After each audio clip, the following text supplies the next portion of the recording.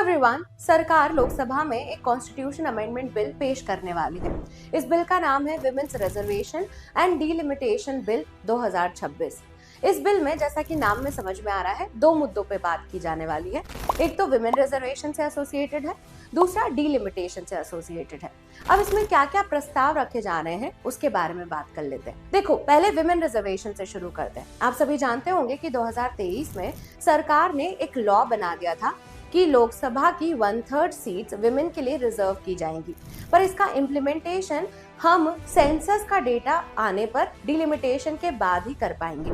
ऐसा 2023 के लॉ में बोला गया था, पर अब सरकार को रियलाइज हो रहा है कि सेंसस का डेटा आने में, फिर उसके बाद डिलिमिटेशन करने में बहुत समय चला जाएगा और विमेन के रिजर्वेशन को इम्प्लीमेंट करने में और उससे ज्यादा टाइम लग जाएगा।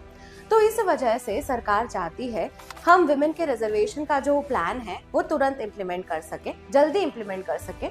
इसलिए सरकार चाहती है कि विमेन के रिजर्वेशन को लेकर हमारा जो प्लान है वो इम्प्लीमेंट हो, सेंसस हो चाहे नहीं हो, कितना ही टाइम लगे सेंसस का डेटा आने में, इन स्पाइट ऑफ दैट। तो इसके लिए सरकार ने बोला कि जो भी लेटेस्ट सेंसस का डेटा अवेलेबल है उसके बेसिस पे हम विमेन को लोकसभा में रिजर्वेशन प्रोवाइड कर देते हैं।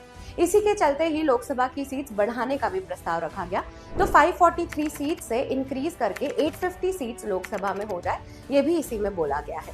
अब हम बात कर लेते हैं दूसरे मुद्दे की, जो कि डिलिमिटेशन से एसोसिएटेड है।